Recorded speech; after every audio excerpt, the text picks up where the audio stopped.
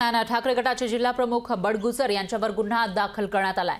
जिल्हा प्रमुख सुधाकर बडगुसर यांच्यावर सलीम कुत्ता सोबतचा डान्स प्रकरणामध्ये हा गुन्हा दाखल केला आहे, तर सलीम कुत्ता व्हायरल व्हिडिओ प्रकरणी हा गुन्हा दाखल करण्यात आलाय। राजकीय दबावाखाली गुन्हा दाखल केल्याचा आरोप बडगुसर यांनी केला आहे, तर विरोधकांचा आवाज दाबण्याचा प्रयत्न सुरू असल्याचा हल्लाबोल सुद्धा सुधाकर बडगुसर यांनी केलाय। मुंबई बॉम्बस्फोटातील आरोपी सलीम कुत्ता सोबत डान्सचा कथित व्हिडिओ व्हायरल झाला होता आणि त्याच प्रकरणामध्ये आता सुधाकर बडगुसर यांच्या विरोधात गुन्हा दाखल करण्यात आला।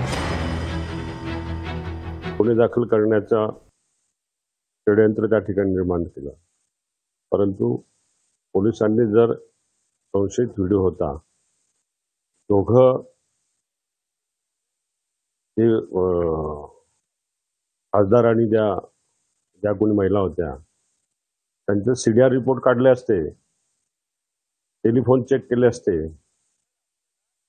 तर दूध का दूध पाणी का पाणी झालं असतं।